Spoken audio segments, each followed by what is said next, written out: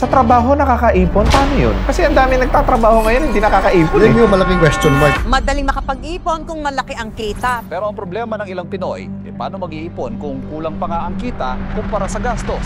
Kahit sabihin natin minimum tayo, hindi mo iniisip yung pagod sa trabaho. Kasi nakukuha mo yung gusto mo eh. Nakabili ako ng motor na Enduro. Nakabili ako ng BMW na kotse. Nakabili ako ng Ford Ranger. Magkano sahod mo nun, boss? Minimum lang no, 165 pesos. From a childhood dream in Batangas to leading Lembest Foods Corporation, Lembert Benedicto built his brand on passion and dedication. His hard work and vision helped the business grow from a small outlet to a thriving chain with multiple branches and franchises across Luzon. Grabe diskarte mo sa buhay, no? Sobra. Pinangarap mo ba yung buhay na meron ka ngayon? Pinangarap pero hindi sobra. Ano ang gusto mong sabihin sa mga tao nakikipagsapalaran sa buhay na gusto nila makuha yung mga pangarap? Ang mahalaga kasi kung gaano ka ka-determinado sa iyong papasukin. Hindi hadlang ang edad, hindi hadlang ang kahirapan, hindi hadlang ang buhay. Tayo lahat, may kanya-kanya tayong swerte sa katawan.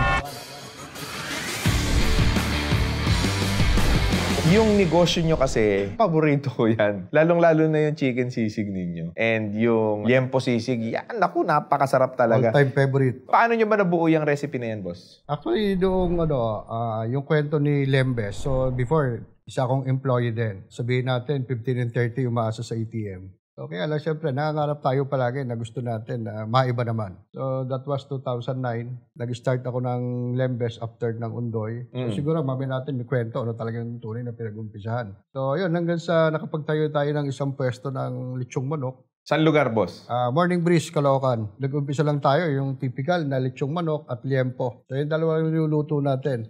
Pero syempre, medyo malikot talaga utak natin. So, parang pagka iniisip ko kasi kung si customer ko, pagka bumili ng manok, bukas ba manok pa rin ang bibilin? Or vice versa, kung liempo ang bilhin niya ngayon, bukas ba liempo pa rin? So, maaaring magpalitan lang doon sa dalawa, pero sa loob ng isang linggo, maaaring isa o dalawang beses ko lang siya magiging customer. Kaya nilaro ko sa isip ko, ano yung pwede ko pang gawin para yung mga regular customer ko, araw-araw bumabalik sa akin, pero iba't iba ka lang nabibili. So, dyan kasi pumasok ngayon, ang na-discover namin yung lechong manok. Pagka na-lechon, so isi-serve mo siya, pwedeng lechong manok na chop. So, doon din namin nakuha yung sisig na manok. So, i-debone namin, then i-chop-chop, then saka lalagyan ng mga ingredients. Doon ngayon lumabas yung chicken na sisig. So, ngayon ay ilang branches na kayo? Almost 100. Almost 100 branches. So before, mas mataas. Kaya lang, siyempre, alam natin, galing tayo sa pandemic. Pandemic, oo. Ang dami talagang tumitingala sa brand ninyo. Alam naman natin na marami namang existing competitor dyan. But because of very innovative approach ng Lembes na nagkaroon kayo ng sisig variant, no? Tinangkilik at talagang pinilahan din sa inyo ng mga tao. So lumaki na yung kumpanya nyo ngayon. Ngayon, siyempre, ang gusto ko malaman, sino ba si Lembert? Marami na rin siguro nakapanood sa akin sa iba't ibang interview ko. No? Siguro, ulitin ko ulit na ako ay isa ding katulad ng mga ordinaryong bata na laki sa hirap. Kung minsan iisipin natin parang imposible. Pero sa buhay pala walang imposible. Saan kayong lugar nakatira na? Kami ay pinanganak sa Ibaan, Batangas. Batanggenyo. Yeah, Batanggenyo. Okay. So sa Ibaan, Batangas, ano trabaho ni nanay, ano trabaho ni tatay? So yung tatay ko ay karpentero. Yung nanay ko ay housewife.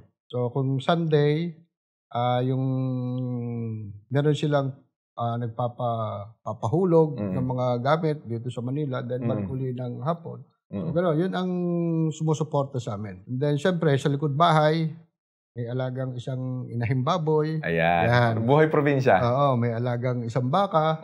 Ayun, at least parang yun ang yun yung alkansya.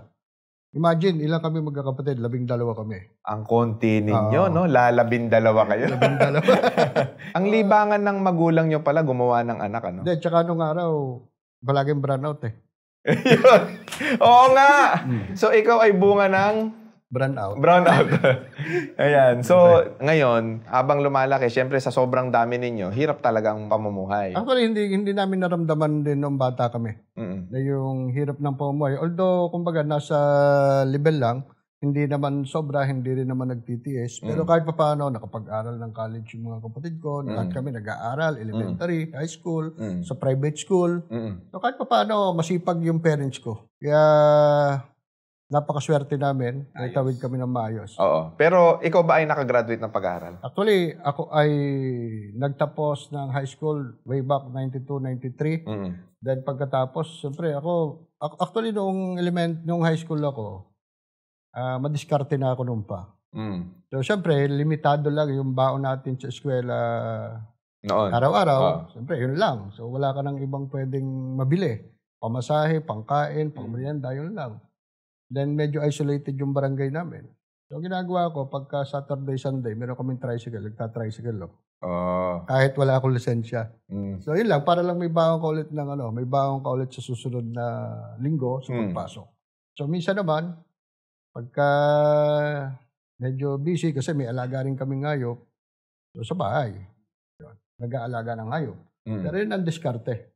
Para lang, kahit sabihin natin, hindi ka kapusin. Sa ganong diskarte ninyo, anong inabot ninyo sa pag-aaral? Okay, nagtapos ako ng high school. Then pagkatapos ko, pumunta ako Manila. So yung mga kapatid ko nag-aaral ng college. Pero nag-part-time job ako sa Jollibee, sa Marikina. Then, sipag mo rin, no? Oo, part-time. So plano ko, during vacation, mag-enroll naman ako, pagka nakaipon, mag-enroll naman ako para makapag-aral ng college. Kaya lang naranasan kong kumita ng pera. So hanggang sasabi ko, baka pwede, next year na lang, magtrabaho muna ako para mas marami lalo akong ipon.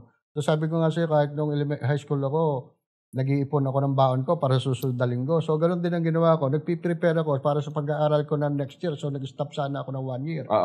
Kaya lang, nung pag-stop ko ng 1 year na yan, parang naranasan ko kumita ng pera. Ano yung mga diskarte mo nun? Paano ka kumikita, boss? Nagtrabaho ako sa Jollibee. Service crew ako sa Jollibee, sa Marikina. So, after 6 months, end of contract. So, ngayon, sabi ko, next year pa naman ako papasok. Nag-apply ulit ako sa restaurant. So, ang hirap, nung time na yun, I think 1994, ang reference lang natin, Manila Bulletin. So, every Sunday lang. So, ngayon, yung mga lugar pa, hindi ko alam puntahan. So, lakasan lang talaga ng loob. So, walang trabaho na lalapit siya kung hindi mo hanapin. So, punta, yung mga Show Boulevard, galang Marikina, hindi ko alam yun eh. Pero napupuntahan ko. So, hanggang sa nag-apply ako sa Triple B, na tanggap naman tayo. Kaya lang, ang masakit doon, screening una, pleasing personality, hindi ako nakasali sa tinawag. Okay. Gusto ko yun. Kaya kinabukasan bumalik ako. Yun, napapasok naman ako. Then hanggang sa naging employer ako dyan. Tumagal ako ng almost 3.5 years. And then, nakaipon. Nalimutan ko ng pag-aaral. Sa madalit sabi, ikaw ay high school graduate lang? High school graduate. Buti tinanggap ka sa trabaho ng high school graduate ka lang at nakapasok ka pa sa kumpanya. Siyempre, kanya-kanya tayong diskarte para mabuhay. So, meron tayong mga honest na, kumbaga, ano bang tawag dyan? Honest ka pero gagawa ka ng paraan. Diskarte, yan. Pero actually, ginawa ko yan. Sa hirap ng buhay. Sorry sa word. Pero kailangan natin eh. Ang kapalit naman, siyempre, talagang tapat ka sa kumpanya and then magtrabaho ka talaga ng sobra-sobra. Bilang isang high school graduate, boss, hindi ka ba nagkaroon ng discrimination? Hindi naman. Kasi as long as na tama ang ginagawa mo, then marunong ka makipagkaibigan, marunong ka makibagay, marunong ka makisama, so wala naman discrimination. Okay, so na nakapasok ka dun sa trabaho na yun, ginalingan mo, na-promote ka rin? Yes. Actually, almost 3.5 years akong nag-waiter, bartender, and then nung nakaipon na ako, umuwi uli ako ng Batangas. So nag-resign ako, uwi akong Batangas. Then, nung time na yun, naiwan sa bahay ko, yung sunod sa akin at yung bunso, so dalawa sila. Yung nanay ko doon, may sakit. Actually, hindi naman siya sabihin natin malala, pero may maintenance. So, kailangan siya palaging, alam mo yan, yung sa blood chem, monthly check-up. So, hanggang sa nag-resign na lang ako sa trabaho para lang matutukan ko. So, yan, imagine mo, sa aming magkakapatid ako yung pansampo. Pero ikaw ako pa yung walang degree. Ako ang nag-giveaway. Kasi sabi ko, minsan lang naman ito dadating sa buhay natin, yung magulang natin. Isa lang. So nag-giveaway ako. Nag-resign ako sa trabaho, inalaga ako nanay ko. Hanggang sa 2 taon at kalahati, ito inalaga nanay ko na stroke. Then inalaga ako ulit siya ng another 2.5 years. Kaya lang bumigay na siya na. That was 2004. Ikaw ang kasama ng inay? Yep. Ako ang nagtututbrush, papakain, tapos tatay ko ang tagapagpaligo. Mapagmahal ka, no? Hindi ko yan, kumbaga yun yung aking role bilang isang anak. Siguro kaya ngayon masagana ang buhay mo kasi dahil mapagmahal kang anak. Yan ang sabi ng iba. That's biblical, boss, eh. Actually, hindi ko yan ina-expect lahat ng to. Kumbaga ikaw, basta mahal mo lang yung nanay mo, lahat gagawin mo Then para... nung time naman na yun, habang nasa sa probinsya ako, yung pera kong naipon, nagtayo ako ng nag-alaga, nag-poultry ako, yung 45 days, pa 500 heads, then nag-alaga ako ng baboy. Saan ka nakakuha ng puhunan? Yung naipon ko sa trabaho. Okay. Sabi ko, nagtrabaho ako ng 3.5 years Teka lang, triple sa B. trabaho nakakaipon? Paano yun? Kasi ang dami nagtatrabaho ngayon, hindi nakakaipon. Yan yung malaking question mark, di ba? So, nung time na yun, imagine, that was 1995 to 1998, December, sa trabaho ko sa triple. Nakabili ako ng motor na enduro. Actually, pagka sa trabaho? Yep, sa trabaho. Then nakabili Magkano ako ng sahod big mo bike. nun, boss? Baka malaki sahod. Hindi, parang ang minimum lang nun, 165 pesos. 165 pesos, nakabili ka pa ng motor? Yeah, oo. So, talaga ang tao, pagka determinado mag-ipon. Paano mag-budget, boss? Sige nga, kasi ang dami ngayon nanonood, mga minimum wage earner, ang reklamo lagi, wala silang pera. Kawawa sila. Paano ikaw na 165 lang, nakabili ka pa ng enduro na motor pag uwi mo ng probinsya? Paano? Kailangan mo talaga magkaroon ka ng budget para sa pamasahe, transpo mo, utilities mo. Then, syempre, hindi ko inaalis lagi noon yung savings. Kasi alam mo, yung nag-savings ako, kahit maliliit lang, diba, nakaipon ka ng 500. Alam mo, nakakagana, yung parang inganyo ulit, magdagdag. So, doon parang lalo kang magiging matipid, para lalo kang mag-ipon na mag-ipon. Pagka may figure ka rin nakikita. Natutunan mo yung tinatawag natin na financial management. Kasi isang factor yan para magtagumpay ka sa negosyo. Tama. Ang mali kasing naratibo ng maraming tao, pinagpaparehas nila yung pagtitipid at pagbabudget. Mali. Ang pagtitipid ay iba sa pagbabudget. Kapag yung sa'yo kasi ang ginawa mo doon, boss, budgeting. So, parte ng pagbabudget mo, yung savings. Ino-organize mo yung finances mo. Yung iba naman, pagtitipid, talagang halos iano na nila sa sarili nila. Halos wala na silang ginawa na makapagtipid. Ngayon, nako-compromise yung ibang bagay sa buhay nila. So, ang nangyayari ngayon, yung pagtitipid na yon dahil sa stress at pressure, eventually, nagkakaroon ng mindset na mali pagdating sa spending habit. Gagastos sila ng puwersahan sa mga bagay na gusto nila kasi parang na-deprive sila ng ilang panahon dahil nga nagtitipid sila. Ang aralin natin mga boss is budgeting. Tapos ngayon boss, nabanggit mo, nakaipon ka nun. So yung mga naipon mo, mga magkano yun boss? Unang bili ko ng motor ko na second hand, enduro na Yamaha DT, that was 97.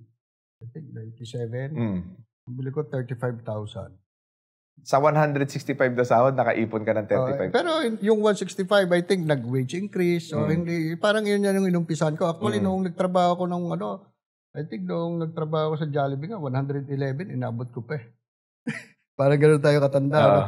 111 pesos per day. Tuwa pa kami pagka 8 oras yung pasok medyo kompleto eh. So yun, ako ng 35 pesos, then, 35,000. Then, binenta ko yan. Sumunod, bumili ako ng worth second hand ulit na enduro, worth 55,000. Then, binenta ko, bumili akong big bike. Mahilig ako sa motor eh. Lumuho ka talaga. Na-enjoy ko rin. Na-enjoy mo yung pera mo. Kahit sabihin natin minimum tayo, pero na-enjoy ko. Kasi yun naman sa akin, motivation eh. Pinakamahalaga kasi sa sa trabaho natin, motivated tayo araw-araw. So once motivated ka, excited ka laging pumasok sa trabaho araw-araw. Ang ganda ng motor mo Hindi mo iniisip yung pagod sa trabaho. Kasi nakukuha mo yung gusto mo eh. So, ikaw ngayon, nakapagtrabaho ka, nakapagtayo ka ng maliit na poultry. Yep. Mga ilang taon ito tumagal, yung poultry mo? I think mga 4 years. 4 years. And then? Siyempre, galing tayong Manila, sanay tayong buhay Manila. Then yung mother ko noon, nagte-therapy. Parang naburyong din ako sa probinsya. Hanggang sa luho. Nauna yung luho. Dahil bata ka pa dun, no? 25 years old lang ako noon. 25, 26. So, kumikita na tayo ng medyo malaki. Nag-umpisa talaga sa wala. Talagang napalago ko ng malaki. Sabihin natin, kumikita tayo ng 5,000 daily that time. Pero gumagastos pala ako ng 6,000. Okay, ito na. Ito na. Nagkamali ka ng budgeting. Pero ang akin naman doon, alam mo yon, yung na-enjoy ko naman kahit papaano. Kaya nga lang, nasobra ang pag-enjoy. Hanggang sa unti-unting nawawala hanggang sa tinigil ko, balik ulit ako ng Manila. Okay. So, balik ulit ako ng Manila, I think 2004. Apply ulit ako. Trabaho ulit. Trabaho ulit. Ah. Back to basic ulit tayo. Anong trabaho in-apply mo nun, So, boss? nag-umpisa ako ng collector. CI collector ang trabaho ko. Ang opisina namin sa Caloocan. So, siyempre, wala tayong diploma. Diskarte ulit. Diskarte ulit. So, which is kailangan second year Saan ka nagpapagawa ng diploma ba sa recto? Hindi naman, basta diskarte ko na yun. Tapos? Ganon. Hindi, parang ginagawa ko lang yung transcript ng kapatid ko, pinapalitan ko ng pangalan ko. Xerox. Siyempre, kasalanan natin ang trabaho. Pero kahit ganon pa man. Pero pagka nakapasok ka na sa trabaho, hindi naman na nagmamatter yung diploma o kung ano mang credential. Yun nga sana ang mali, discrimination eh. Kasi hindi natin alam na... Kaya ako dito sa kumpanya ko, wala akong discrimination. Kahit yung, di ba, dito sa atin, 18 to 30, ganon, 18 to 25. Sa akin, kahit 50 years old, kinukuha ko. Kasi nga, actually, meron akong isang employee, si Kuya Jokno. Dati yung palasing-lasing lang. Kasi nga, wala na. Dati siyang karpentero. So, binigyan ko siya ng pagkakataon. So, pumasok sa akin, I think, more than 50 years old. So, binigyan ko siya. Kumita siya ulit ng minimum wage. O kahit paano, gumanda ang buhay. So, yun sana, wala sanang discrimination regarding sa age, regarding sa education. Bigyan natin lahat ng chance. Yan ang akin. Kasi ako galing empleyado at galing din ako sa ganon. Paano ko may lalabas yung aking galing kung hindi nyo ako nabigyan ng chance? Correct. Actually, noong nagtrabaho ko bilang CI collector, nag-umpisa ako CI collector, then after a year, na-promote ako supervisor. So, may hawak na akong isang branch. So, after a year ulit, na-promote ako na regional officer. So, ang hawak ko na buong Luzon. Actually, isa ko sa top performer sa kumpanya namin. Na halos 7 years ako dyan, taon-taon may trip abroad ako. Kasi yun yung incentive namin. Trip abroad plus hotel accommodation plus pocket money. So, taon-taon halos mula nung collector ako hanggang sa naging supervisor, hanggang sa naging regional officer ako, lagi ako number 1. Model employee. Okay. So, yun nga sabi ko, sana walang discrimination. Kasi hindi natin makikita yung potential ng isang tao kung meron tayong discrimination in terms sa age and education. Alam mo, napakalaking bagay niyan, boss, no? Kasi marami ditong mga employer na masyado silang madetalye doon sa resume where in fact, hindi naman kadalasan totoo yan. Tama? Nakalagay sa resume, dedicated worker, flexible, etc. Pagpasok sa trabaho, pasaway. Unang linggo pa lang, panay-reklamo na. Kailangan testing muna. So sa hiring process, kailangan talaga meron muna tayong tinatawag na training period. Tapos probationary, para matansya natin kung talagang siya ba ay fit doon sa trabaho nilalagay natin. Pero balik tayo sa'yo, boss. So ngayon, nagtrabaho ka ulit as collector. Collector. Okay, so ilang taon ito? 1 year ako nag-collector, then after a year, na-promote ako supervisor. Then, after a year, na-promote ako regional officer. Hanggang sa mag-resign ako noong 2010. As regional credit and collection officer. Palain mo nga naman, no? High school graduate, oh. Ako, isa sa top management. Top management ka na ng kumpanya, no? Wala talaga sa diploma, eh. So ngayon, boss, yun yung advantage lang. naging regional ka way back 2010. Anong ginawa mo pagkatapos, no? Nag-resign ka na? Hindi pa. Sabi ko nga sa'yo, malikot ang utak ko eh. Actually, maganda yung sweldo ko nung ko. Magkano inabot ang sahod mo dun, boss? Nung collector ako, minimum lang ako, then malaki ang aking commission and incentive. So sabihin natin, ang sweldo ko lang noon, mga 10,000. Pero ang aking commission incentive, mga 30,000. Okay. So parang gano'n lang kumikita. Then hanggang sa maging regional tayo, tumaas ang ating sweldo plus yung incentive, mas mataas din. Kasi nga, lahat ng branch ko nagpe-perform. So, hindi ka naman bibigyan ng kumpanya kung iba mong branch hindi nagpe-perform, hindi ka mabibigyan ng incentive. So, yun ang nakatulong sa akin. Kasi yung sipag ko, ang na-apply ko palagi ito bilang empleyado. Well, mindset ko rin eh. Bilang isang empleyado, lagi yung tinuturing yung kumpanya na parang akin. Dapat ganun talaga, no? Alam mo, aga ko pumasok. Lagi kang extra miles. So yung mga tao mo, monitor mo. Kahit ako, sarili ko, monitor ko sarili ko. Yung empleyado. Gusto ko yung kinabukasan, alam mo yung kinabukasan, yung tatrabuhin ko, kaya ko nang trabuhin. Tatrabuhin ko na. Napaka-diskarte ko ng collector ako. Halos yung aging ko, yung for collection ko, more than 100% ako collector ko. Ang Very galing, effective no? ako sa credit and collection. What you suggest is, kung ikaw ay empleyado, dapat utak negosyante ka. Dapat. So that meron kang malasakit doon sa trabaho mo. Yes. Kasi kung magmamalasakit ka dyan, and then lalago yung kumpanya, yung tatanda ko yung sabi ng presidente namin sa kumpanya. Ma'am Rosana Tan, yung Apple a Day Incorporated. Sabi niya, get out on your comfort zone. Ang kumpanya palaki na. Sumama ang sasama. Ayun. Sabi ko, gusto ko sumama. Sama. Oo, sasama ako. Ayun. Kaya naman nangyari. And then, ano yung ginawa mo? Kasunod? Nung ma-promote ako ng regional officer, I think 2007, so nakabili na ako ng second-hand na kotse. So first time ko magkakotse noon kasi pamotor-motor lang ako. So yung service namin noon ang service namin noon sa kumpanya, that time, nung collector kami, Honda TMX. Segunda mano pa. So ang hirap pa sipain. Pagka-start. Kaya nga. Pan-tricycle yun eh. Then nung 2007, nakabili tayo ng second-hand na kotse, the Honda Accord, model 1994. So, habang nakaupo ako doon, nag-uupa lang ako niyan sa Caloocan. Nag-apartment kami. Magkakasama kami, magkakatrabaho, apat kami. Share kami sa upa. So, noong nakabili na ako noon, bisan pagkakarating ko or sa umaga, bago pumasok, nakatayo ako doon malayo sa kotse. Hindi ako makapaniwala na may kotse na ako. Pero yung time na yun, parang hindi pa siya ganong yung kotse na yun, hindi siya ganong ka-luxury. Pero parang hindi ka lang makapaniwala, sanay ka sa motorsiklo na meron ka ng kotse. So then after a month, binenta ko, tumubo ako. Then hanggang sa natutunan ko mag-buy and sell. Ng sasakyan. Ng sasakyan. Ang likot ng isip mo talaga. Habang nagtatrabaho ako. So ngayon, regional manager na ako. So maluwag naman yung oras ko. Monitoring lang ako ng mga branches ko every morning. Then kung may mga concern yung branch, sasagutin ko lang kung anong may papayo sa kanila para sa mga hard payor. Then, minsan, nagbabranch visit ako ng mga branches ko sa Luzon. So, pagka naman bakante ako, nag-aasikaso naman ako nagpo-post naman ako ng mga sasakyan kong pambenta. Ibig sabihin, yung isa kong Honda Accord, nanganak yan hanggang 4 na sasakyan.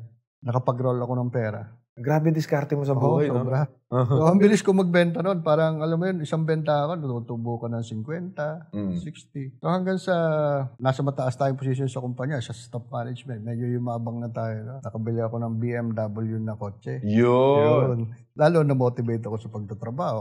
So, naka-BMW ako ng second hand. It was 2008 or 2009. So, yun ang service ko pagpasok. Bukod doon sa mga binibenta ko sa sasakyan. Nakaipon ka na.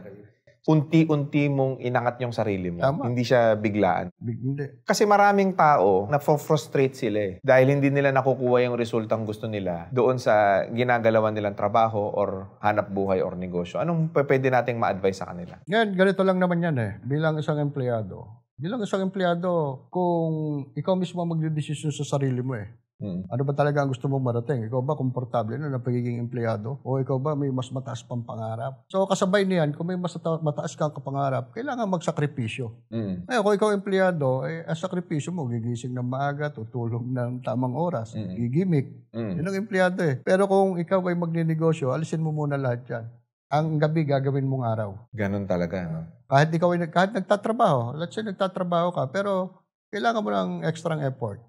Lahat kakalimutan mo muna, kaibigan, gimmick, gising ng late o tulog ng late, kakalimutan. Lagi kang dapat flexible. Kailan ka nag-umpisa magnegosyo, boss? Ako, sabi ko, nag-umpisa ako magnegosyo nung umuwi pa ako ng Batangas nung una, nag-poultry ako. So, yun yung first attempt. Pero doon, marami akong natutunan na hindi pala lahat ng bagay.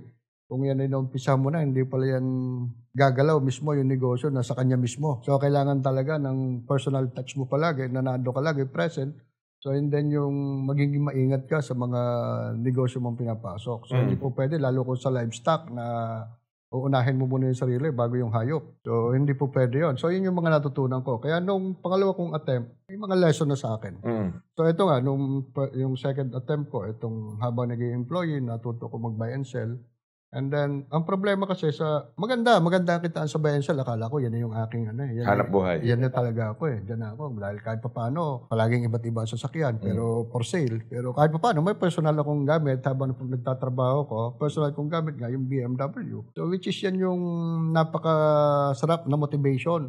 Ikaw ay nagninegosyo, ikaw ay nagtatrabaho, medyo executive na executive ang dating. So kaya lang, siyempre marami laging pagsubok na dadating. So akala ko yun na yun, may maganda kang trabaho, may maganda kang sideline, pero talagang may pagsubok na dadating. Ano yun? Noong 2009, nag-Undoy.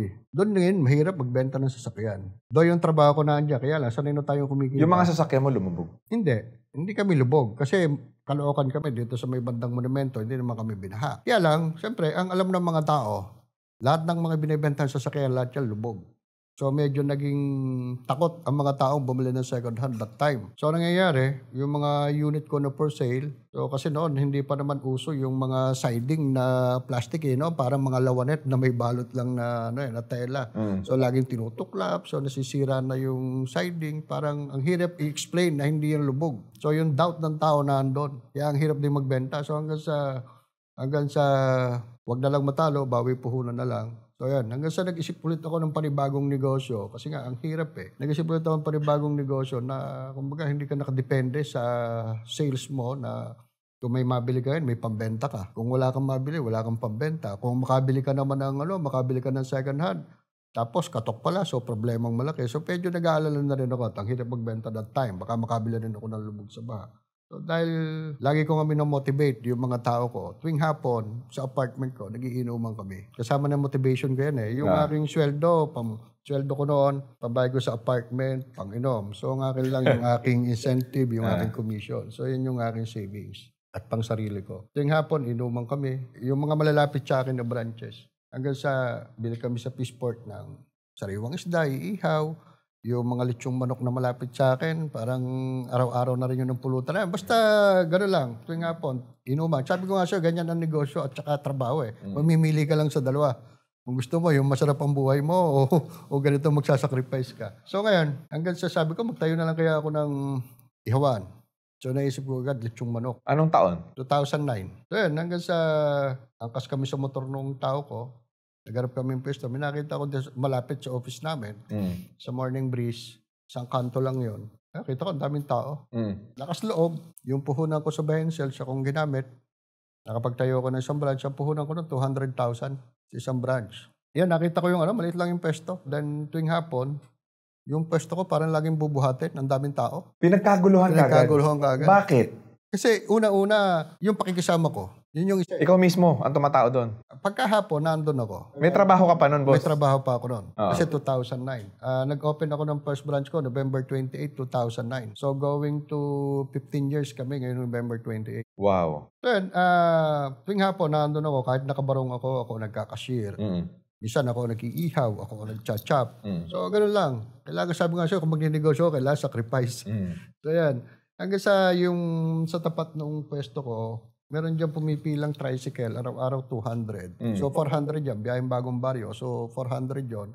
Coding ang kalate, coding ang biyahe. Kalate biyahe. So yung mga kinaibigan ko lahat. Halos kinaibigan ko lahat, pinakisamahan. So yan, parang sila mismo ang nagmamarket na rin doon sa mga pasahero. Do yung aking sa akin, nasa gitna ang pwesto ko doon sa dulo, sa bungad, ang kalaban ko doon, dalawa. Namas na una sa akin. Pero ang ginagawa nila, doon bumibili sa akin. So marami tayong challenges na nangyayari. May mga tumabi, may mga nanira. So talaga pagka ang tao masamang intention, hindi talaga magtatagumpay. Masasabi mo ba dahil pinalahan kagad yung unang tindahan mo, masasabi mo bang swerte ito? Kasama yan, swerte, sipag at tiyaga ko. Imagine, noong nag-umpisa ako dyan, so yun, nakita ko nga na may potential. Nagbukas ako ng November. Pagdating ng January, lugi pa ako. Bakit? Alam mo, kung talagang mahina talaga ang loob mo sa pagninegosyo, aayaw ka. Sabi nga. Bakit di paano ka nalugi? Lakas ng... May kanta nga, kung ang umayaw, hindi nagwawagi. Okay. So, ito yun. Kasi peak season yan Peak season, November na yan Pa-end ng November 28. So, bakit? Wala akong supplier. So, asa lang ako sa palengke, asa ako sa supermarket. Ngayon, kung anong presyong naandun, yun ang bibilin mo para may maibenta ka. So, nangyayari sa akin, yung aking liempo, yung aking manok, kasi bago lang tayo, isang branch lang, ilan lang ang kailangan natin dyan? 30, 50 chicken, gano'n. Wala ka na makukuha good size. Ang naiiwan lang sa'yo, kasi ang size kasi ng manok, 1 kilo, 1.1. So, maabutan mo lang ng kilo, ang timbang, 1.2. Swerte ka kung may maabot ka pang 1.2 na timbang. So, 1.3, 1.4, malalaki. So, nangyayari doon, yung manok, hindi ko pa naiihaw, lugi na ako. Pero ako, lumaban ako. Kasi sabi ko, pwede nga akong gumastos sa advertisement nang walang nang hindi ko pa sigurado no, ako ibebenta. At ito pa bumebenta ako. O at least natitikman nila yung lasa ng manok ko. So yun, lumaban ako ng tabla, talo. Imagine mo, hindi ko pa nga naluluto. Lugi na ako Yan, kahit pa paano, nag-benefit ako. Natuto ka doon. Nag-benefit ako kasi yung mga return customer ko, dumami. So yan, hanggang sa nakita ko yung potential na talagang po pwede pala. At yung mga tao, siyempre, pagka nasa sa... And then, ina-apply ko rin dito nung nasa ako nagka-counter, ako nasa kaha, ako nag-iihaw, ako nag-chop. Ina-apply ko dito yung PR na natutunan ko noong araw na ako nasa restaurant. Kasi malaking bagay, malaking tulong sa akin yung i-develop ka noong, kasi meron kami dati noong dining course 1, dining course 2. Talagang dinidevelop kami noon, kasi fine dining kami. Paano ka makipaghalubilo sa mga class A customer? Paano ka makipag-usap? So malaking bagay yon na nakatulong sa akin, na-i-apply ko noong may lechong manok na ako nagkakashare. Correct. So yung mga customer, alam ko paano ko kausapin. Kinukumusta ko, tiyatanda ko kung anong pangalan para pagbalik, doon ko babatiin sa tunay na pangalan. So malaking bagay yon na feeling nila na kilala ko sila. Then ganoon din, pagka sila naman ay may kasamay bumili, okay ka, kilala ka na pala dito, siguro regular customer ka. So yan, medyo proud sila sa ganoon. Kaya yun ang in-apply ko. So kaya dami akong regular customer doon. And then, eto na ngayon. Paano mo napalaki itong pinakamasarap na sisig ng Lembes? Yung isang branch ko pa lang, marami nagtatanong, paano daw ang Coco daw ba nagpapa-franchise? Sabi ko, hindi pa po. Bago lang ako. Siguro po, dadating tayo ang panahon. And then, sa sobrang dami nagtatanong, lahat na kinuha ko na lang, pinalista ko na lang sa notebook, ang mga pangalan nila, contact number. Sabi ko, balang araw po, tatawagan ko kayo. And then, eto na, dumunod taon, 2010, doon ako napilitang umalis sa kumpanya. Then, nagtayo na ako ng second branch ko sa Quezon City. Sa lugar? Likod ng SM North. Bago Bantay. Yan. Bago Bantay. Yan second branch ko. And then, nagtayo ulit ako at saka wala ako nung accounting Bulsa ko lang yung accounting ko. Alkansya lang ginagamit ko. So, ang ginagawa ko, araw-araw, mahilig talaga ako mag-savings. Araw-araw, let's say, nakapamili na ako lahat ng inventory ko. Lahat na sobra, pasok lahat sa alkansya yun. Wala nang kwenta-kwenta yan. Kung magkano man yan, kung ngayon, 5,000, 3,000, basta lahat ng sobra. Pagkatapos kung mamili ang inventory ko, shoot sa alkansya lahat yun. And then bukod doon, nung magtayo ako ng lechong manok, meron na pa akong second branch, then nabakante yung katabi ko. Kaya naisipan kong maglagay ng bigasan, ng groceries. Ayan. Tapos meron ako isang taon tagapagtinda. Ako rin ang nagbubukas. Ako rin nagsasarado sa gabi. Magkakatabi sa Caloocan. Then may nabakante ulit na isang pwesto. Ginawa ko namang laundry. So ibig sabihin, nasa corner si Lembes, tapos grocery, bigasan, then si laundry. Yan, nilagyan ko ng delivery. Yan, ang maganda ganito. Tatawag, sir, pa-deliver po ng 5 kilo bigas. Then pa-pick up na rin po ng aming labada. Padala na rin po ng lechong manok. Yun yung mga nangyari na. Natuwang-tuwa ako sa nangyari. Imagine mo, isang customer magpapa-deliver ng bigas, magpapadala ng pangulam na lechong manok, magpapa-pick up ng labada.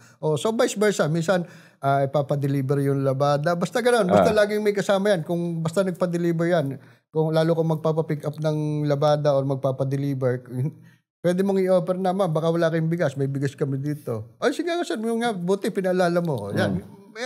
Part ng sell stock. So, ang ganda na ng takbo nun. Kaya lang, nakita ko na hindi ako po pwede na nandun lang ako maghapon. Maghapon magdamag. Doon lang ako, 1 pwesto, 2 pwesto, yung Quezon City ko. Then, meron na ako sa Caloocan na bigasan at yung laundry. So, maraming problema. Though maganda kita ko nun sa laundry, malalaki ang machines ko. Ang mga customer ko, taga MCU, mga estudyante, mga nurse, lahat ng mga nag-aaral. Kasi puro dorm yung area ko na yan sa Morning Breeze. So maganda na kita, kaya lang, kailangan mo rin ng maraming tao. So araw-araw, ang dami naming labadang nakukuha. So mga 300 kilos or more than. So nahirap, hindi pa ganun ka-advance tulad ngayon. So ang hirap, meron nagkakapalit ang damit. Kasi minsan yung mga tauhan mo makukulit. Babatuhan. Yung damit, pag napahalo na sa kabila, hindi nakilala kung sino. So, ang medyo nakaka-stress. Then, ang mga tao mo, ang out 6 o'clock, yung iba, nag-extend pa hanggang 9. Dahil sa sobrang dami ng labada. Kasi may dumarating pa rin sa gabi na kasi pagkagaling sa school, magdadrop ulit ng uwi, magdadrop ulit ng labada. Imagine mo, naglalaba minsan ako hanggang alas 12, alauna ng madaling araw. Then yung aking bigasan ko, yung sari-sari store ko, isasarado ko rin. Sabay na silang magsarado. Kasi kaysa isasarado ko, gising din naman ako, so magkakatabi lang. So bukas pa rin. So nangyayari din, pagdating ng umaga, gising naman ako ng 4 o'clock, halos 2 oras lang tulog. Then mag-open ka ulit ng tindahan. Kasi pag hindi ka nagbukas, kakatukin ka eh. Kasi mga regular customer na yun eh. So magbubukas ka, halos 2 oras lang tulog. So doon din ako, doon din na-sacrifice yung health ko. Hanggang sa nakita ko na inaaral ko yung tindahan kong bigasan, kung wala ako, kung hindi ako nakaupo dyan, siyempre may losses. Siyempre, hindi natin maiwasan. May tauhan natin, may kupit. Yung laundry yung ganun laundry, walang kupit, kaya lang yung mga problema, nagkakaroon ng, nagkakahawahan ng kulay, nawawala ang damit. Parang sabi ko, parang nakaka-stress na itong mga to. So hanggang sa inalis ko na yung aking, inalis ko yung, ipinamili ako sa 3. Alin bang pwede kong ituloy? Lechong manok, sari-sari store, or yung laundry. Pero aking tinimbang lahat. Pero nakita ko, sabi ko, dito ako sa lechong manok. Bakit lechon manok yung pinili mo? Kasi 2 lang inventory ko eh. Exactly. Madaling i-operate, bukod doon scalable. So, nung napatakbo mo ngayon, boss, eto na. Ano nangyari? Yeah, nag-focus ako sa lechong manok. So, nag-branch ako meron akong 2 branch, Quezon City and Caloocan. So, doon ko naramdaman ng kita. Doon ko naramdaman, kasi nung isa, hindi ko ganong ramdam yung kita. Kasi parang, alam mo yan, kita ka ng 20, 30, then hindi mo ganong ramdam eh. Ngayon, nung nagkadalawa sila, doon ko naramdaman yung kita. Sabi ko nga siya, pagkatapos kong mamili ng inventory, yung sobra, lahat savings na yun. Wala akong notebook, wala akong nilista, magkano kinita ko. Basta lahat yun, alam mo yung mayonnaise na malaki na gano'n. May takip sa ibabaw. Although yan ay binubuksan ko, wala yung butas, binubuksan ko. Basta pagkakabukas ko, pasok ko sa loob. Madali lang naman ko buksan mo ulit. So yung iba talaga, lalagay pa ng tape para hindi mo makuha. Ang akin hindi. Lagay ko lang doon. Basta yun ang alam ko, savings ko. So ngayon, pagka yan ay ramdam ko puno na, yung hirap na akong nasisiksi ko ng gano'n, ano yan, kukunin ko na yan.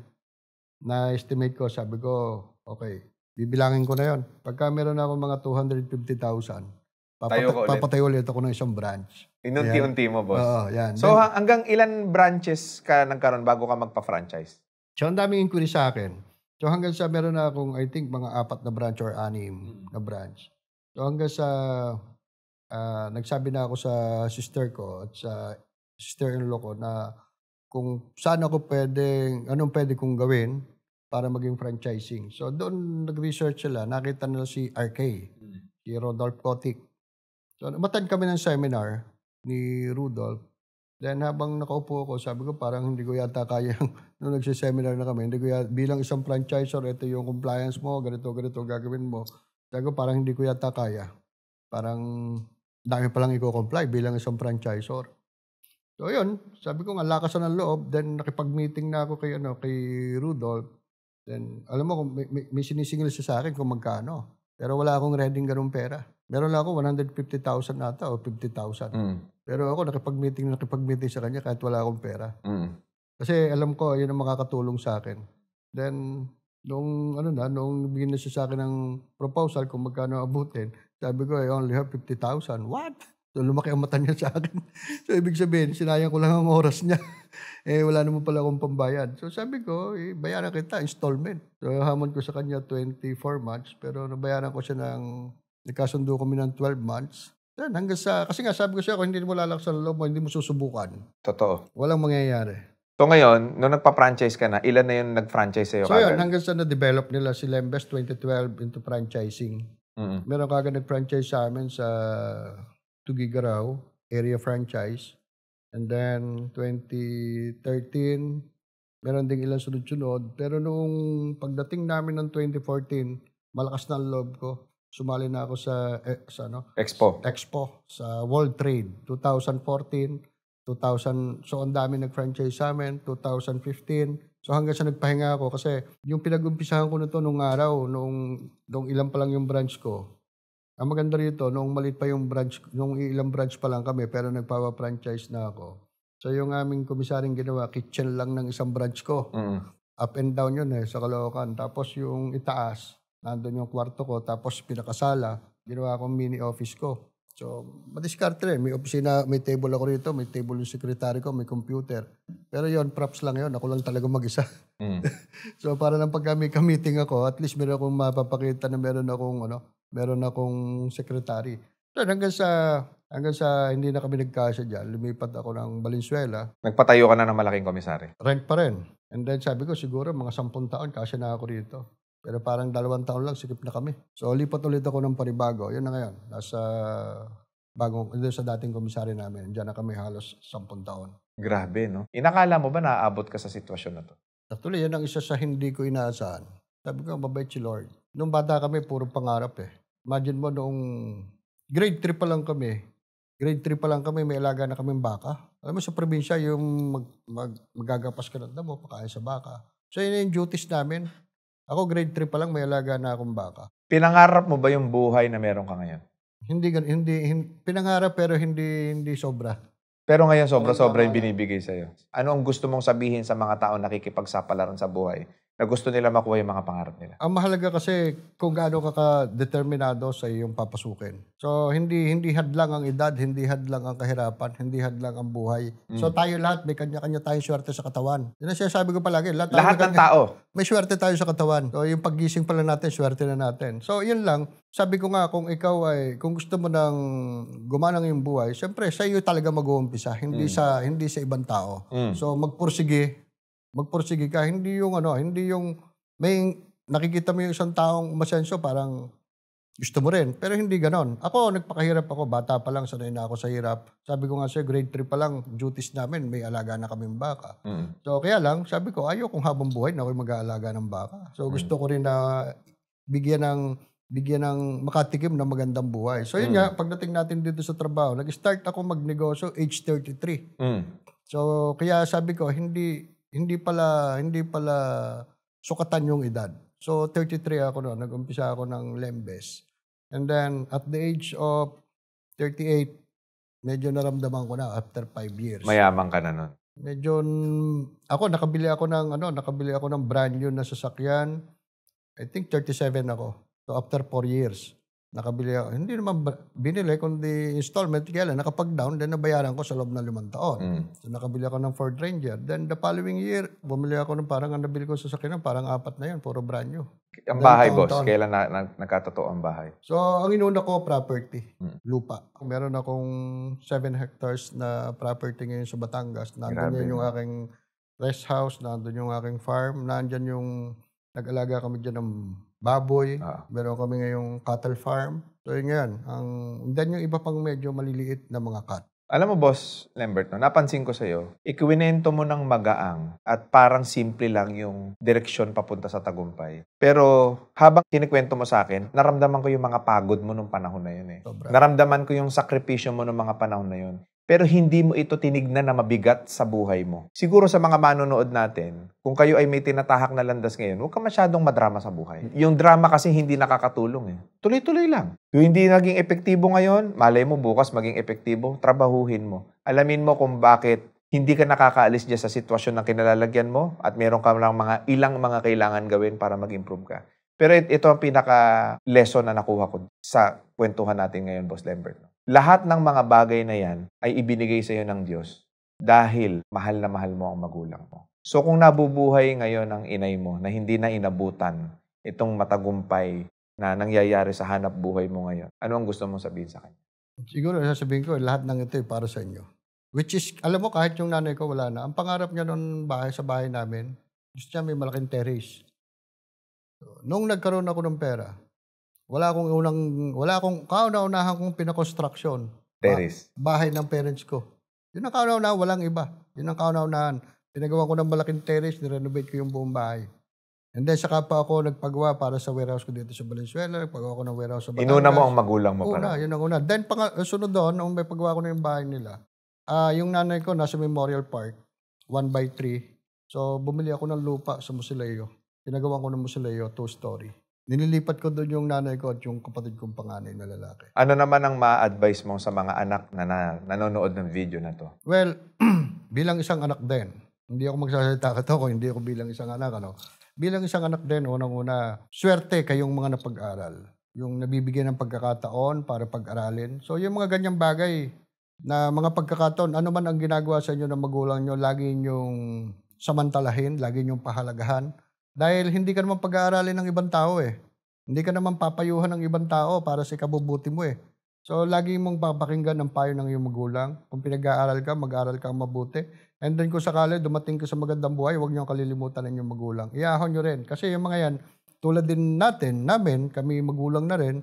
So, naghahangad kami, hindi niyo naman kami bigyan, pero makita namin na maganda yung buhay niyo, masaya na kami. Maraming salamat, Boss Lembert. Ang dami kong natutunan sa iyo. At syempre, maimbitahan natin ang ating mga viewers sa kung ano man ang opportunity na po pwede nilang pasukin sa Lembest. Kung ang inyong pera ay natutulog lang, mag-isipin na isang hanap buhay na kung ano yung inyong passion na po pwede nyong pasukin. Tingin nyo na mahal ninyo yung ganong klase ng hanap buhay. Huwag kayong matakot makipagsapalaran. Kaibahan lang sa Lembest Lechong Manok, less management. So, hindi the whole day na andong ka. Babantayan mo lang dito yung inventory. Then, syempre, kung ikaw ay franchisee, so meron ka na system na i-adapt. Magmamanage ka na lang. Lagi nyong tatandaan, walang negosyo na kikita ng walang management ng may-ari. Sa mga gusto mag-franchise, follow nyo lang ang aming page, yung Lembest Lechong Manok and Liempo at Sisig. Pwede nyo po kami makontak sa cellphone number 0935-378-7012 at 0998-566-8461. Yan po ay pwede nyo makontak sa Viber, sa WhatsApp at sa Telegram. Maraming salamat, Boss Lembert, and God bless sa inyo lahat.